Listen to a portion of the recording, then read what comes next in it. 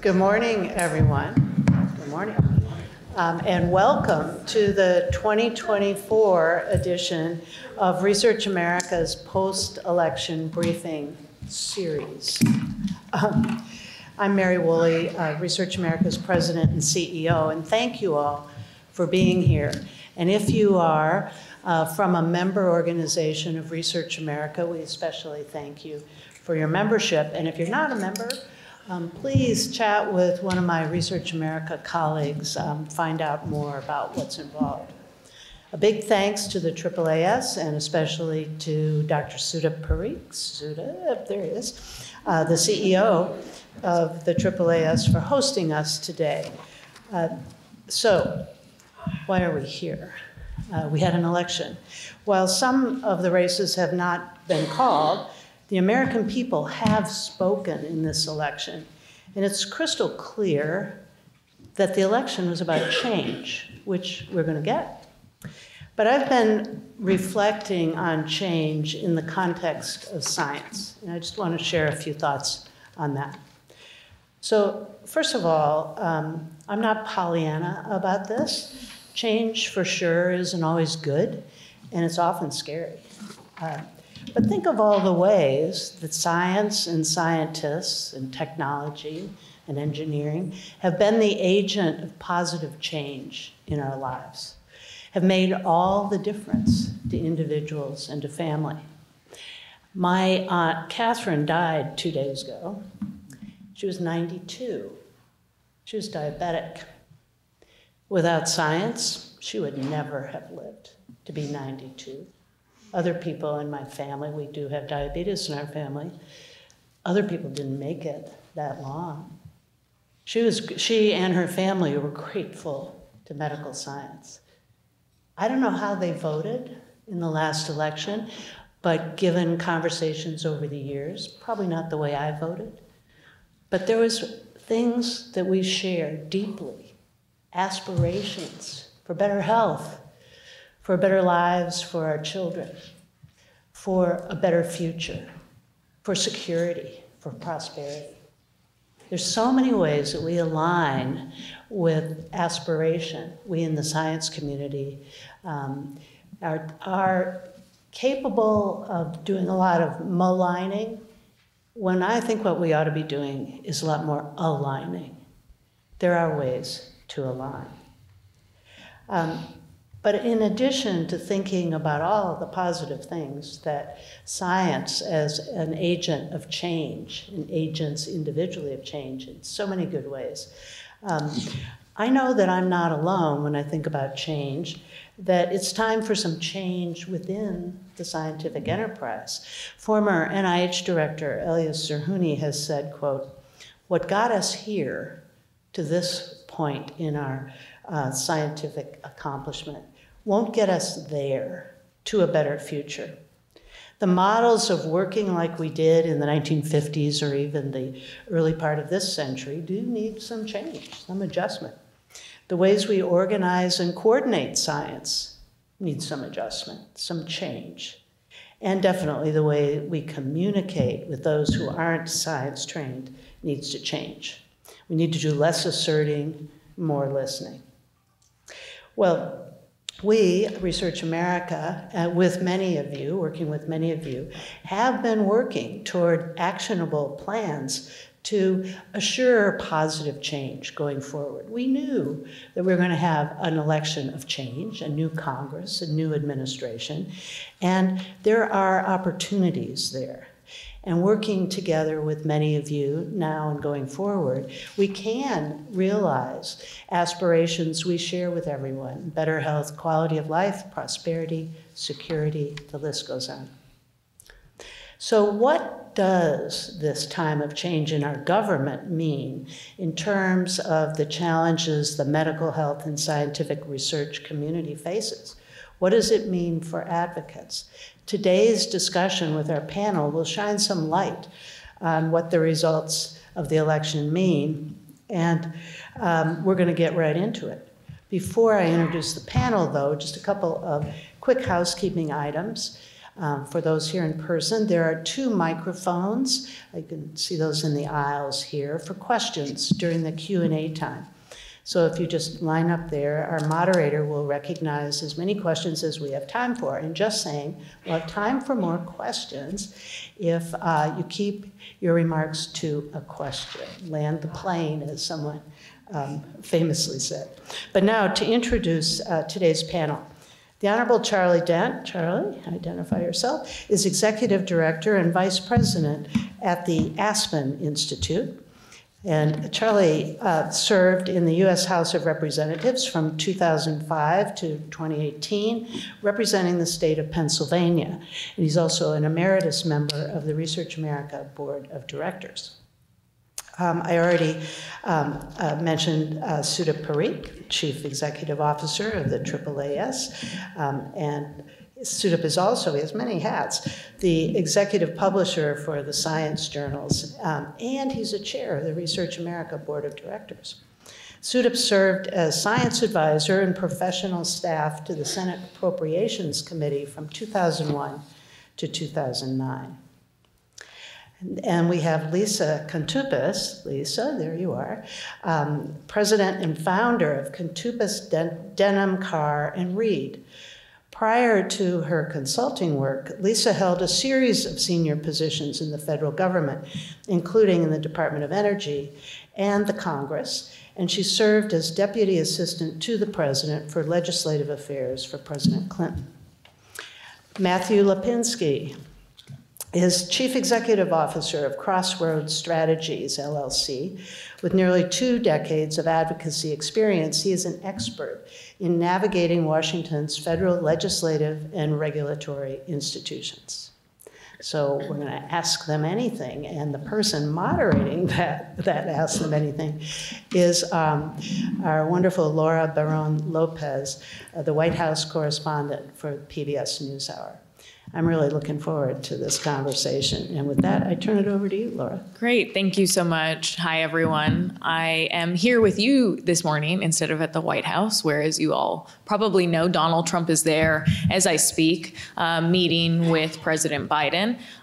So that will be very interesting to hear what was discussed in that meeting. But this is a really important topic that I'm excited to dive into. And so, Matt, I want to kick it off with you because we're about to see a very different Washington, a brand new White House and a brand new Congress that is looking like it could be fully under Republican control. How has the landscape changed, you think, in the 2 chambers? Well, I think the landscape has changed in a number of ways, but I think the first and biggest thing that I would say is next year is going to be remarkably busy and remarkably messy from a policymaking perspective here in Washington. You have a president who is elected largely on the economic needs of the American people. There are going to be needs or a requirement or a desire to put up wins on economics and on pocketbook issues and kitchen table issues for the American people. There is a lot of stuff that we're seeing coming out of Mar-a-Lago, coming out of the transition, coming out of people who are quote unquote close to the president that are outlining a lot of different agendas. But ultimately, first and foremost, the president is going to have to make sure he delivers on those kitchen table issues that a broad universe of Black, brown, white, working class people elected him to pursue. We're hearing a lot from folks like RFK Jr. about major changes to biomedical research, the regulatory apparatus for the public health universe of the United States. I think that is going to be part of the conversation, but it is only going to be one part of the conversation. If you look at next year, I think first and foremost, what Congress is going to have to focus on is getting a set of nominees confirmed to offices across the executive office of the president and across the administration. I think the first half of this week, it looked fairly conventional, a standard sort of Republican right-of-center group of individuals being nominated. That got blown up a bit last night with the choices for DOD and the Department of Homeland Security, and I think we can anticipate seeing some additional surprises. The most important thing I would remind people is we still have 3 co-equal branches of government in this country, and all of those nominees are going to be subject to approval in the United States Senate and confirmation in the United States Senate. Anything that they do is going to be subject to congressional oversight, and anything they try to cut from budgets is largely going to be subject to the appropriations process. Beyond that, the end of 2025 is going to see the runoff of about $4.5 trillion in tax policy that's going to hit the American people and American businesses. You've got language and money from expansions of the Affordable Care Act that are up at the end of the year, and a very, very narrow window to act, to do tax cuts, to do confirmations, and potentially to have to fund the government. President Trump is still not given an imprimatur one way or the other about how he would like to see appropriations for the fiscal year, including NIH appropes, wrapped up this year. I think the original thought had been we'll see a short-term continuing resolution into December, or excuse me, into March, meaning that Congress will have to come back and finish the appropriating of money for next fiscal year. But if the president says clear the decks, we could have a very busy couple of weeks trying to do 12 appropriations bills between now and the December 20th deadline. So by and large, I think it's going to be busy. I think you're going to hear, again, a lot out of the administration. What they are actually able to get over the finish line is really going to be dependent on what's prioritized, how closely the Republicans in Congress and in the White House can work together, and how effective congressional leadership is going to be, particularly in the House. We've seen 2 years where a Republican majority in the House has been, by and large, neutered by a small universe of members who are not willing to work with leadership. Is President Trump going to be able to pull some of those more recalcitrant members along to move some of these policies is really going to be the big question of 25. Yeah, you mentioned RFK Jr., and while he may not get a cabinet appointment, sources say that it's very likely that he could end up being made some type of health policy advisor inside of the White House, where he is able to talk to the president, influence policy making when it comes to health research. Lisa, do you have any additional thoughts to Matt when it comes to this makeup? Sure, thank you. I think Matt did a nice job laying things out. I think I would just also pull back just briefly for the lame duck that we're going to be going into. I do think you'll see Senator Schumer and Biden working really hard to do judicial nominees. We'll probably see a package on the emergency supplemental for the hurricane relief and those types of things that Congress did not come back to address. And then I do think we'll be engaged on the CR omnibus. My own feeling of that, having spent some time at the Office of Management and Budget and been through a number of these transitions, is that it will be too exciting. This is true whatever party you're in, to have the promise of possibly doing appropriations bills in March, and that we'll do a CR till March, and then March will come along, and it, to Matt's point, will be really busy, and everyone will say, never mind, we're just going to do CR to the end of the year. So that's my prediction. You guys can tell me later if that ends up being true. But I think you'll see the White House and President Biden work on some of the executive orders. It might be, I think we will see a cybersecurity EO that will have implications in the health space. They may do the reclassification of marijuana. But there will continue to be some stuff coming out, I think, to show values of the administration that's leaving, and also to potentially flood the zone, if you will, for the incoming administration. Like, they will have to do a process for each and every EO that Biden has done to pull it back. And so to make that just a little bit more cumbersome, I think we'll see some of that. And there's also some money, I think $280 billion in the infrastructure law that could be, they're trying to get out, as well as some in IRA, and they'll continue to push out IRA regs. But I think, to underscore one thing that Matt said that can be overwhelming and also hopefully hopeful to this room and advocacy, is that there is going to be in the Senate about 40% new members from the last time President Trump was in office. So those are all going to be for the tax bills, the reconciliation bills. That's a big number that haven't been through this drill before, with the Republican trifecta.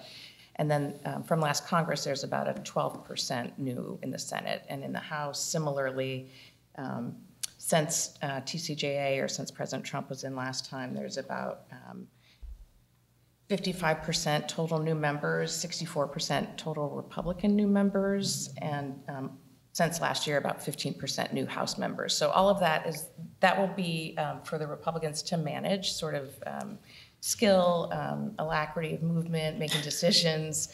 But also, it's an opportunity, I think, for education as we roll into a new robust appropriations process, which is still going to be bipartisan with a 60-vote margin in the Senate, and very much in labor age, often needing Democratic votes to pass. So I will say, as an admonition, like, make sure to educate and talk to the new members because they're a blank slate at this point. Yeah, there's a lot of new lawmakers compared to when Donald Trump was first in office, people that he maybe hasn't necessarily worked with. But Congress as a whole has a lot more Trump allies in it, Charlie. And so when you're looking at the fact that it looks like the House and the Senate, the House is going to be under Republican control as well. So a trifecta, as Lisa was saying. I mean, where is the deal making going to be done? Is there any real political center anymore? And how do you see that working out? Well, yeah, there's not much of a political center left in Congress, but watch very closely those House Republicans who won their elections this year by less than, say, 55%. They're going to be on the cutting edge. And Matt just mentioned some recalcitrant members. When you have Republicans are going to have a majority, maybe of 220 to 226, probably closer to 220, as I'm looking at it now. So they don't have much of a margin for error. And that's about where they are now. I think they're at 223, and it was the numbers changed because of resignations, deaths, et cetera. So it's about the same margin. And so the recalcitrant members in this Congress were those hardliners who don't do compromise well. You know, you have President Biden and a Democratic Senate. They just do compromise. But this coming Congress, recalcitrant members are going to be those folks, those Republican members who are in really difficult political situations. The pressure will be on them because the folks who are recalcitrant members today, they will likely do what Donald Trump tells them to do. They'll fall in line if Trump tells them to. But it's these other folks who know that they're going to be in for a difficult midterm and are going to have some separation from Donald Trump going into that midterm, are the ones who they're going to have a hard time getting. And so with a margin as slim as it is, even on the tax bill, which will be done through reconciliation, I think it'll be very tough to get a bill that on a pure partisan basis. They may get it, but it's going to be very hard. Same on the border, they cannot do that through reconciliation. They have to get 60 votes in the Senate, so there's some compromise. And of course, parties always misread their mandates. I mean, Joe Biden misread his mandate terribly. His mandate wasn't to be FDR, LBJ, like the historians told him. It was to stabilize the ship of state, deal with COVID like an adult, make the White House function, just kind of put the wheels back on the wagon, let it run. It wasn't to go big, and they misread that. And Republicans, similarly, are going to misread their mandate. They think it's going to be a mandate to do whatever the hell they want. And they're going to find out fast that's not the case. So stay tuned. And by the way, if they mess around and say, hey, we're going to kick all this stuff into the new year, I can tell you what's happening right now. Freedom Caucus members are calling Donald Trump saying, hey, kick this all into March. This will be great. We'll have control. We can get our way. Well, you know what? They're going to be really busy. Yep. Nominations, they got the debt ceiling on January the 2nd. So it's better for them to clear the decks. I am sure that a Tom Cole, chair of the Appropriations Committee, is saying, let's get this all done now. But Trump is going to listen to those hardliners who are going to tell him to kick it into the new year. By the way, those are the hardest guys to get the vote for the appropriations bills anyway. So why bother? I mean, this is the insanity of it. And Trump's going to say, yeah, okay, he'll probably go along with it. But I think it's an enormous mistake if they kick it in. It's just going to grind down the wheels. They're going to be grinding. It's going to be a difficult few months, even though everybody's all excited today. But just count on everybody overreaching, I guess. It sounds like it could end up being a little bit chaotic, just a little bit. Call me cynical, okay? Call me cynical. Sudip, I wanted you to talk about the impact, or what you think the impact will be of this new government on health and research. But I kind of wanted to take us back a bit. I have a very specific question for you that I'm interested in, which is back in the 2000s when George W. Bush was president, there was a huge national controversy, as many people here may remember, about embryonic stem cell research. Yeah. And given the new era of what I think is objectively true of this government that will be heavily influenced by Christian forces, is what do you think the future of embryonic stem cell research would be under this specific government, especially since I looked it up this morning, Project 2025, many of those authors are going to go into this government. Some have already been appointed. It specifically says that research using human embryonic stem cells also involves the destruction of human life and should not be subsidized with taxpayer dollars. Yeah. It's wild to think that we're going to be talking about this again. I got to town 25 years ago, and this is what we were talking about. Right. And I was a lot younger and had a lot more hair. Wonderfully, the science has moved quite a bit, and so we have the ability to derive stem cells with embryonic-like properties from cells that are not embryonic, which is fantastic. That doesn't mean that the research isn't still needed on embryonic stem cell lines. And so the first thing we have to go to is the science and say, what is required? Because what we found, even in 2005, and Charlie, you were there at the time. We had a bill. We had a bill, right? We got there, and it took several years, right? I worked on appropriations. I worked for Ted Stevens and Thad Cochran and Arlen Specter. And by the time we got to 2005, all three of them voted in favor of that bill. But it takes time. And that is an effort that advocacy is going to have to take on. I'm looking to personnel who are, as you mentioned, who are being appointed to these positions right now, because that's going to tell so much. And there's so much smoke and so much chaos that we know we're going to have to go through. And I think it's been described incredibly well, and I can't help but attach myself to Charlie's comments. That said, I really want to see who's appointed inside the executive. Mm-hmm. And that's going to matter in terms of all of these things. Are they going to make the embryonic stem cell policy the thing that they want to change? Because each one of those things requires capital. And there's only so many things you can do at the same time. And so if you're going to fire 600 people at the NIH and hire 600 more, you're going to be hard-pressed to do that and challenge embryonic stem cell policy at the same time. So I want to see who those people are. And then we as an advocacy community, we should be seeing that there is a moment of opportunity right now. We're in the midst of all this chaos. There is an opportunity to influence who that is. And sometimes it's hard to see that, but it exists. It exists. There are folks that we know we've worked with before who are in this transition team, and that we should be talking to again. Tech policy advisors, all those sorts of things. Those are people we've known and met before. So let's do that again. Now, it's not in any way saying that that's going to be successful to get the right people into those jobs. But if you don't try, you definitely don't get the right people in those jobs. And what I've seen is that there's no way to predict a Trump administration on who they're going to choose. It might be somebody absolutely terrific, and it might be somebody absolutely terrible. And let's make sure our voices are heard so that embryonic stem cells aren't the thing we're talking about 25 years later. By the way, dealing with embryonic stem cell research at this moment, you can't do that without having a conversation about the Dobbs decision. Right. That's going to implicate Dobbs. So I mean, I don't know. It's like they took out their old playbook from 20 years ago and forgot that this little thing happened in 2022, mm-hmm. and that I think will also dramatically change the conversation. And a lot of Republicans don't want to have that conversation. Matt, just adding to this, what do you think the prospects are for increased health, medical and health research? I guess with the time left in this Congress, if at all, but definitely in the new Congress. Sorry, I keep looking at my phone because I don't know when news is going to happen. Right, we never know. There's a lot going on. And that's the first thing I'd remind people. Yes. For 4 years of our lives, we woke up at 5 in the morning and looked what the president tweeted the night before, and that's what we did that day. So I'm not being rude. I'm just checking as a reporter whether or not. Thinking that we're going to be able to have an attention span of more than 6 to 7 hours, I think is just something to keep in mind for the next 4 years. Look, I'm not going to candy coat this or sugarcoat this. I think increased biomedical spending at the federal level is going to be a challenge going forward. If you look at the two bills this year, you have the House funding NIH at $48 billion flat. You have the Senate coming in at $50 billion, so $2 billion over where they were last year. I think that's probably the baseline of what we're going to be looking at.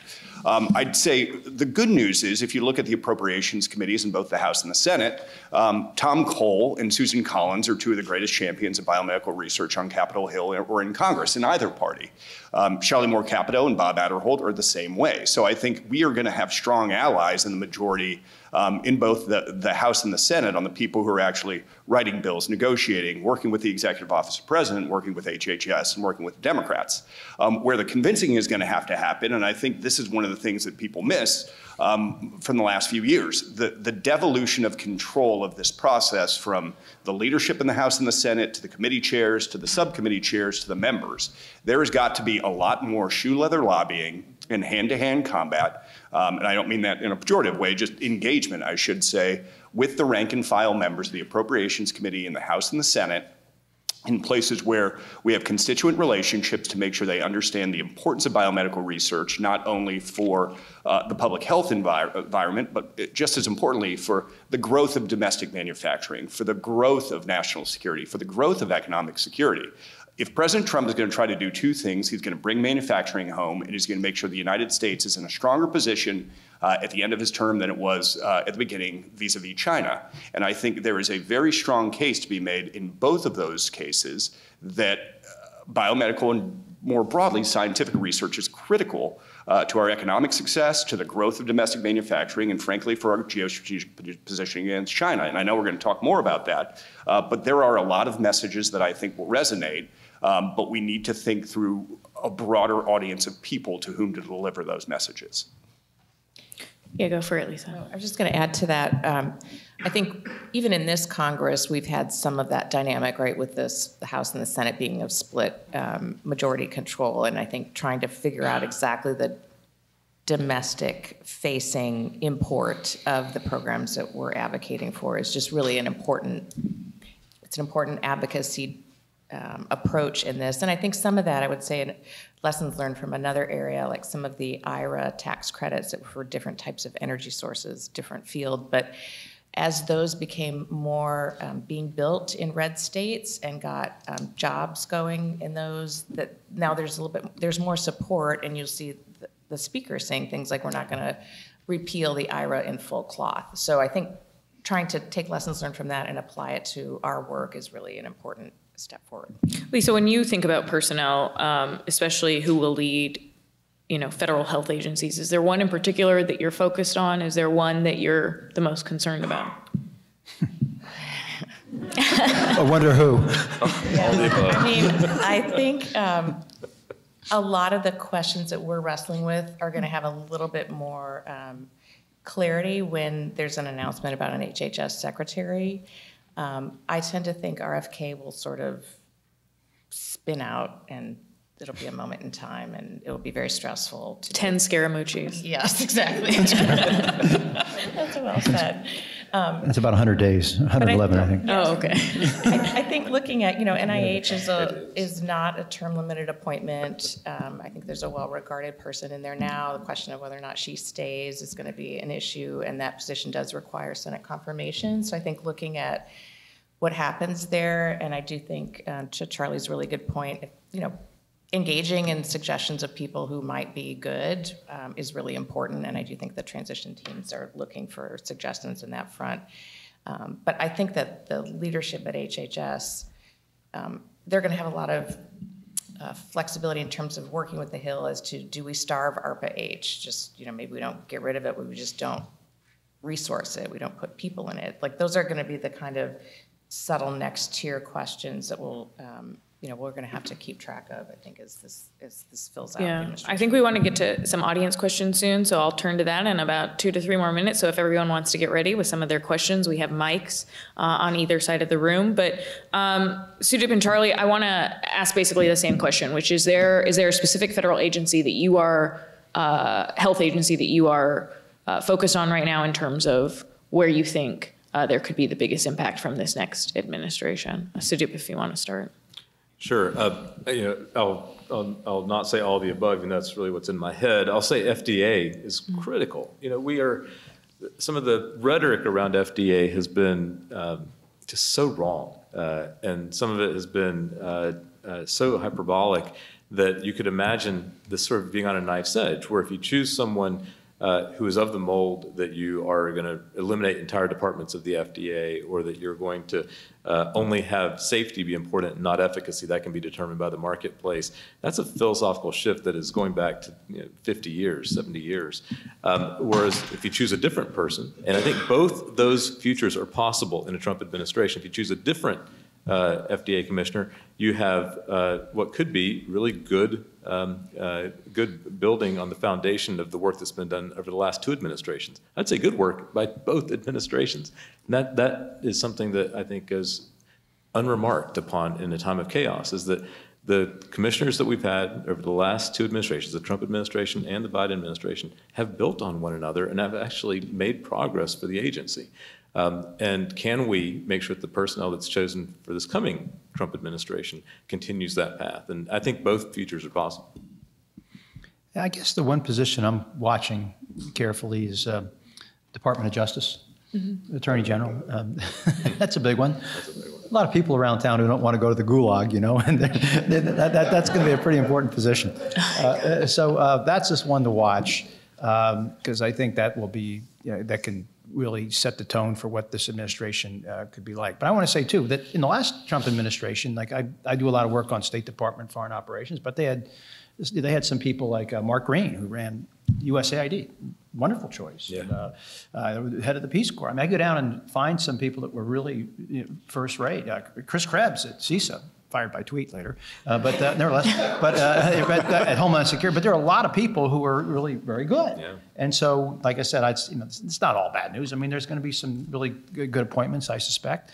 But we're watching these top ones. Again, justice, I think, is the big one. Mm-hmm. Yeah, I mean, the only other thing I'd add is, particularly in places where you get someone who doesn't necessarily have the expertise of the portfolio they might be given, look at who the deputy secretary is. And I think, HHS could be a really good example of that. If they nominate a gadfly to be the secretary, I think who the DepSec is becomes incredibly important. You had Eric Hargan, who is more or less running the agency as DepSec and did run it for a while. He's in the mix to be the secretary this year, but what happens there is something I'd keep an eye on very closely.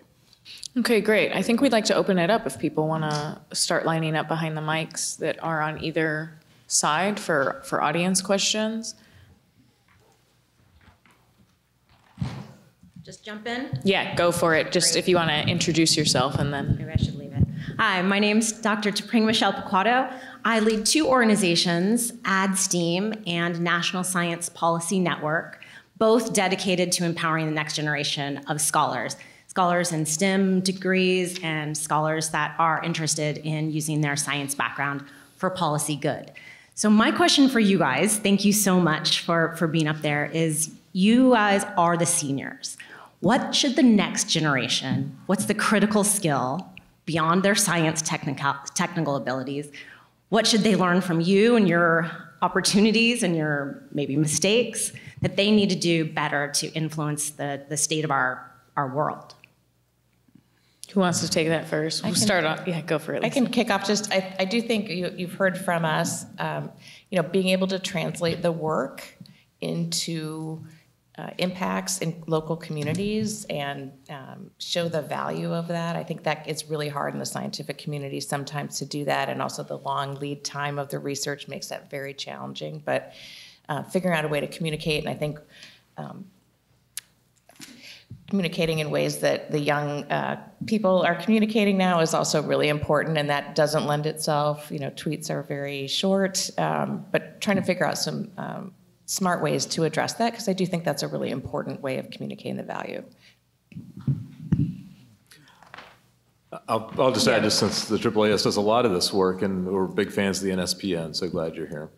The thing that I think is really hard for folks to understand who are just coming into this is there's always these trainings about how to do a one-pager, how to do PowerPoints, and that's a prerequisite. You got to be able to do all that stuff.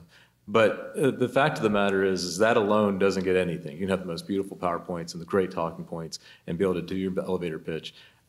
There's a wide variety of tools at your disposal, and part of that is building relationships over time. And that is something that you can't teach in a one-day seminar. It's about building relationships, because this is a very small town. Everybody knows everybody, especially if you're in a health policy world or if you're in a public policy world. And so being able to build those relationships over time, understanding that it ain't like West Wing and it ain't like House of Cards and, you know, pick your show. In fact, it's even crazier and even better. And I like that. You know, that's the way it should be. But understanding that is not, that the mentality of you're going to come in and save the day is actually, it's more important to work in teams and to work in big groups like this advocacy community to make a giant difference, which is really possible when you put your mind to it. I'd say it's more like Veep, but let's go to the next question. I didn't mention Veep. So I have two questions. You can answer either one. First, it seems to be an implicit assumption that the guardrails are going to hold. Do you think that the guardrails will hold, for example, that the filibuster will be preserved? Let me jump. Yes, Charlie, you go for that one. Let me sneak the second question, then you can decide. It also seems to me that this election was run much on the basis of fear of change, and yet it's a change election. Does science contribute to that fear, or does science help ameliorate that fear? Okay, let me take the first one, and I'll think about the second. Pass on the second. But on the first one, guardrails and the filibuster. I remember back just a few years ago, when the Democrats in the Senate were talking about eliminating the filibuster. I had written op-eds saying, this is a terrible idea. If you're a day trader, yeah, go ahead, get rid of the filibuster, because you know what? Someday the shoe's going to be on the right foot, and you're going to rue the day. Well, good thing they didn't get their way back then. I'm sure Donald Trump will tweet at some point. He did during the last Trump administration. He will tweet that Senate needs to get rid of filibuster. And I suspect there will be enough Senate Republicans who will say absolutely not. And all those Democrats who wanted to get rid of filibuster, they're all going to be against getting rid of the filibuster. So take my word for it. 100%. And I've seen this happen in 2005 when Republicans had full control, House members. Even if Rick Scott is the majority leader? Do you think it changes depending on who the majority leader is? Well, he's going to have to get every one of his members, or nearly all his members, to vote for it. And my guess is he's not going to get a bunch of them. I mean, Mitch McConnell will still be there. He is not going to vote to change the filibuster. I don't think Susan Collins is. I don't think I could start listing. Right, and you can only lose about 4. Yeah, you can't lose many. And so it isn't going to happen. There are other guardrails that we're concerned about, of course. You know, I think one of the challenges with this past election was that I think everybody raised the stakes way too high. You know, the Democrats were saying if Trump wins, we're going to have an autocratic dictatorship and democracy's over. You know, and Trump was saying if I don't win, we don't have a country anymore. It's all over. And so we raised it up to this level.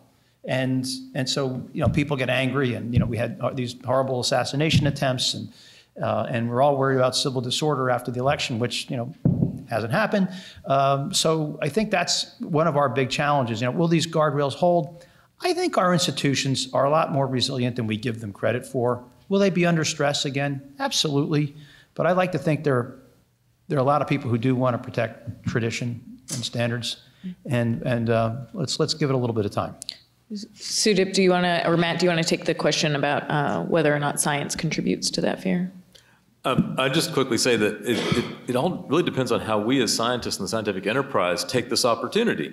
And if we decide to present a positive vision to the world about what science and technology can do for this country and for the world, then, and we do that in an energetic and bold way, and we do it with paid media and earned media and lobbying and everything else that's required in a full court press, then I think it can be a very positive contribution. I think that when we are not the owners of our own conversation, our own story, then we are part of that worry about the elites and about bad change and about the awful challenges that come with technological progress. And so I think it's up to us to actually become the protagonists of that story. I just have a quick follow-up before we go to the next audience question. I mean, given the proliferation of disinformation, especially about science and health and public health, I mean, you mentioned earned media and paid media. Yeah.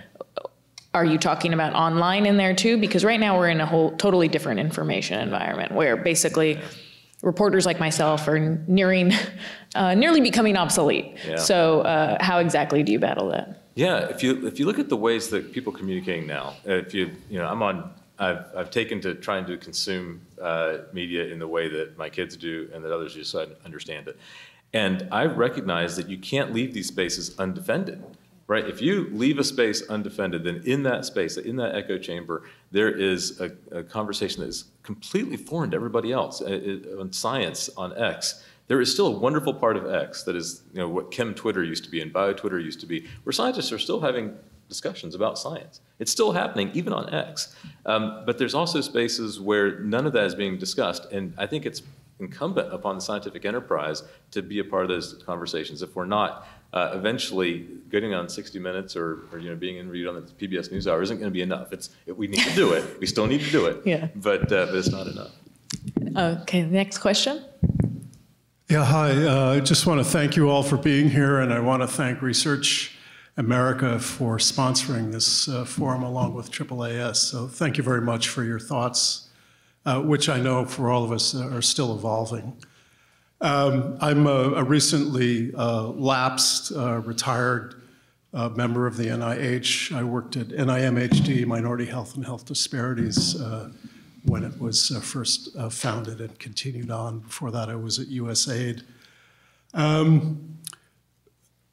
I have two questions. One is, a number of you used this word chaos. We all recall the first Trump administration, which I think can be defined by that term. And I'm wondering if you all, and this maybe plays into the issue of guardrails, I'm wondering what your thoughts are on how chaotic this current administration is likely to be over time.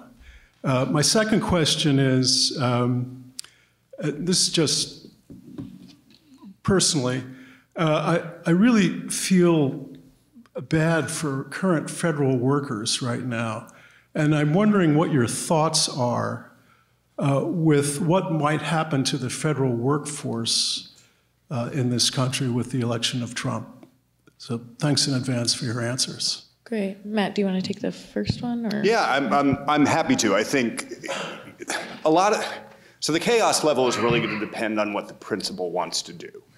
If he decides that he wants to be focused and talk about the same thing over and over and over again, drive a message, try to be disciplined, I think the chaos could be reduced. I think the 8 years of experience that we all have with President Trump in public life is that's simply not going to happen. So I think he's going to jump from thing to thing to thing based on whatever is pushing the news cycle that day with whatever he's talked about. But I do think there are going to be some core things that are going to have to last. I think the big difference between Trump this time around and Trump last time around is he's going to be more worried about his legacy and having a lasting impact on the country than he was, I think, in the first term. I think he's a little more circumspect about that. I think he's going to be a little more serious about that. So I think he would like to have some real achievements to bank on. I think first and foremost, it's going to be getting a transformational economic growth tax package done. I think secondly, it's going to be doing something meaningful on immigration and border security. And then I think if there is a third, it's going to be, in fact, reducing the size of the bureaucracy. I don't think he wakes up every day thinking about that and worrying about that and that driving his emotions. I do think some of the people that are in the administration are really going to focus on reducing the size of the federal workforce. So I can see there being things like really big changes to telework policy to try to get people back into buildings, try to get people back into the office several days a week. Whether that works, whether that doesn't work, I'm not entirely sure.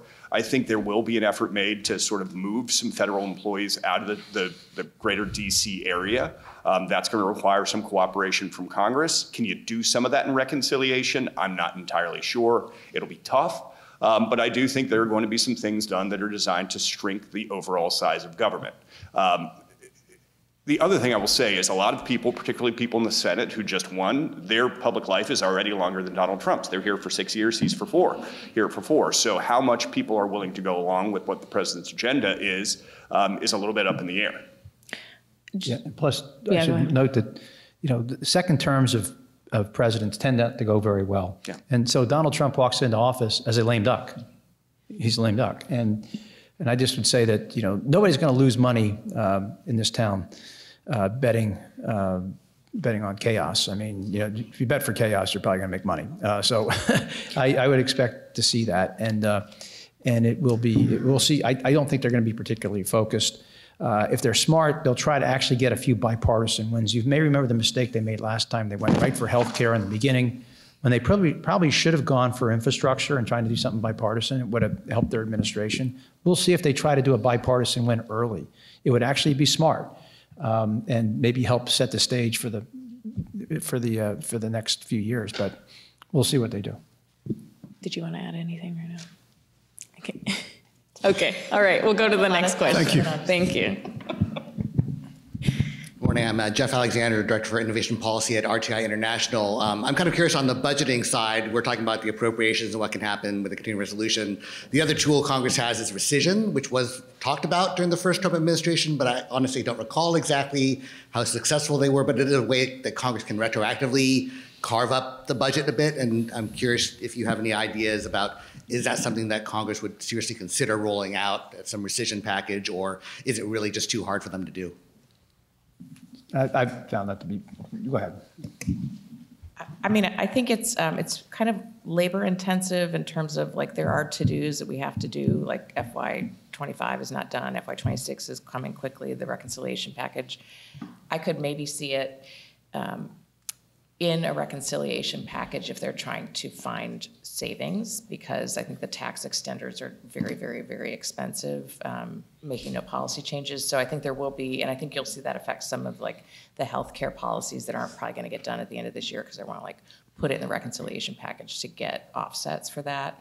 But I don't know if others have views on that. No, I don't have anything else to add on that. My bigger concern, more than rescissions, will they try to do something like they did in the last administration, where they were trying to move appropriated funds from one project to another without a vote of Congress. I wrote the military construction bill, and I remember when they said, oh, we're going to take $3.5 billion from that and use it for the border wall. And I said, well, that's a third of the whole military construction budget for the year. And I said, no, we voted for, these are military construction projects that the administration asked for, and they were going to move it to the border wall. Well, okay, well then, have a vote on the border wall and appropriate the money, but you can't do that without the, it's just, you cannot move that type of money. And they ended up trying to do it and screwed things up for a long time. But that's what I'm more worried about, moving appropriated funds to projects that had not been, for which they had not been appropriated. One other quick thing to watch out for is impoundment. They've talked about that as well, and I can't imagine they won't at least stress test that, which is not spending appropriated dollars. Why wouldn't they stress test that? And that'll infuriate the appropriators, of course. Yeah. I mean, here's the other thing, and I've been saying this a lot, and this could just be a flight of fancy, like Chevron, Loper Bright, we all think of this in the context of we've had a regulatory or a strongly regulatory administration. Now some deregulatory people are going to come in and say, Congress didn't tell you to do that. The reg falls. We've never seen the other side of that, an administration that wants to be less active, do less. And if Congress says to the agency or to a cabinet department, like, you shall do X, and then an administration sits on its hands and says, we're not going to spend the money, we're not going to do that, we're not going to enforce that act. At some point, somebody's going to come in and sue the other side and say, Congress told you to do this, you're not doing this. Under Loper Bright and under Chevron, you have to do what Congress told you to do, spend the money, move the program, do what you're supposed to do. And I just think it's an interesting intellectual exercise to see where that goes. So. Okay, we'll do one more question. Hey everyone, my name is Eli Greenspan. I'm with the Sjogren's Foundation. And so yesterday I printed out the McMorris-Rogers and Bill Cassidy NIH reform packages. And I'm curious your thoughts in light of the outcome, if those are more feasible and or if it's easier said than done. And then what your advice would be for our groups in terms of working together and engaging the Hill to either approach that as an opportunity or to guard against such changes? I mean, I'm happy to start. I mean, obviously, Kathy McMorris-Rogers is retiring, so you'll have a new chair of energy and commerce. So the first thing I'd say is once they decide if that's Bob Latta or Brett Guthrie, make sure you get in front of the new chairman and start having conversations there. But I'd restate what I stated earlier. You're also going to have a lot of new members on both of those committees in the new Congress. So making sure we're in there early, we're in there educating not only the chairs, but the down dais members is going to be incredibly important. As I said, the agenda next year is going to be remarkably busy. We'll probably see the committees gin some of that up and have conversations about it. Whether or not that becomes the primary focus of either E&C, which really didn't get much done this Congress outside of the healthcare space, or in HELP, I think is a question that is yet to be answered. the one thing I'd say, and this isn't a knock or a judgment, I mean, Senator Cassidy likes to have his hands in a lot of different things at any given time, so keeping him focused, I think this would be a challenge as committee chair. He's also up for re-election in 2 years. So I would just reassert, like, you need to get in there, you need to be talking to members, you need to be thinking about what the footprint is of organizations who you represent, organizations who everyone in the room represents, and making sure those members understand who you are, what the jobs are, who the students are, what the economic contribution is, what the broader impact on society is, what each of you are doing, whether it's a person who's going to agree with you 10% of the time or 95% of the time. I mean, that segues well to, I think, a related last question for everyone, if you want to start, Sudip, but just on the message that you think is most effective for both parties who in this new Congress when it comes to health and research. Yeah, well, I'll go at it from the point of view of NIH and just say, related to that last question, I do think that we are in need of a bit of a reset of the relationship between Congress and the National Institutes of Health. And this is because of a whole bunch of factors, including COVID, including some of the other outside groups that have sort of been training their fire on NIH. Now, does that mean that I think that the CMR reform package or the things that Senator Cassidy has put out are the right way? I don't know that for sure. I think that's really for the folks in this room to recognize. But I think that coming at it from the point of view of the NIH is already an extraordinary institution for the country, and of course it has flaws. Of course it does. Any $50 billion organization has flaws. Can we optimize it? Can we strengthen it further? I think is a really important message, and I think it helps with that reset that I think we have to do, because I want to get back to a place where no matter which party controls Congress, that they call the NIH the crown jewel of the federal government. And that's where we were 20 years ago. That's where we were 10 years ago. I'd like to be back to that. Sorry, Charlie, you want to give your final thought? Yeah. No, I agree with you that for those who are working hard in this health space, research space, you've got some real challenges in front of you. Institutions like the CDC, which I always thought was the gold standard and kind of almost above reproach. Well, it's obviously very much in the political thicket these days. And the NIH maybe a bit less so. FDA always has had some challenges politically. But I think we have to work, or you have to work hard to, to try to make sure that the American people have greater confidence in these institutions. It's truly important. We don't want them to become overly politicized, and that would be, I think, tragic for the health of our people. But you have to find a way, and I wish I had a great answer for you how to do that. But to keep demonstrating the value of your work, keep showing the successes, whether it's at CDC, NIH, show what you're doing that makes a difference every single day, and that will hopefully persuade people to maybe leave you alone. Matt and Lisa. I mean, I would say, and I think this goes to what advice I would give young people. It's listen first. Everybody in this audience is way smarter than me. Everybody in this town is way smarter than me, but type A, highly educated people talking to, above, or around people are not going to get the response that they want. So in that you're having these conversations, and you're having these conversations with people who don't see the world the same way you do, listen to what their real concerns are and try and talk to those concerns.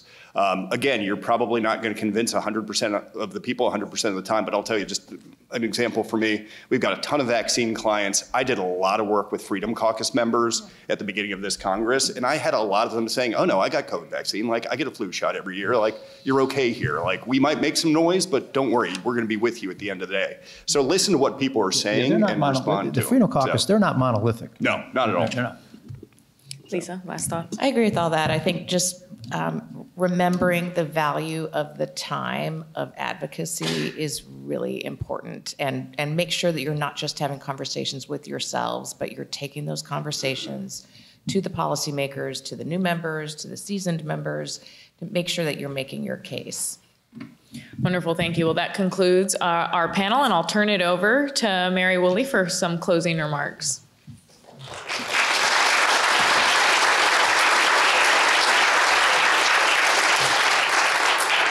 I feel like that was just the beginning. I'll bet you there's lots more questions out there. We do have an opportunity now for some time to network outside this room. And I hope you'll stay and do that, talk with each other. But I think we got some good advice here, some observations about not just talking to each other, but connecting more broadly, constantly thinking about demonstrating value and how it's real for every one of us, everybody we know, everybody in our families, there's value, and listening to what we could do more of, or differently, or better. So I really like that charge, and I think it's an optimistic one. And I just want to again thank our panelists today for being very quickly after the election, being willing to sit up here and take some tough questions. Thank you, Laura. And for those of you who asked questions too. So let's keep talking. Let's keep working together. I'm excited. Thanks for coming today. Thank you.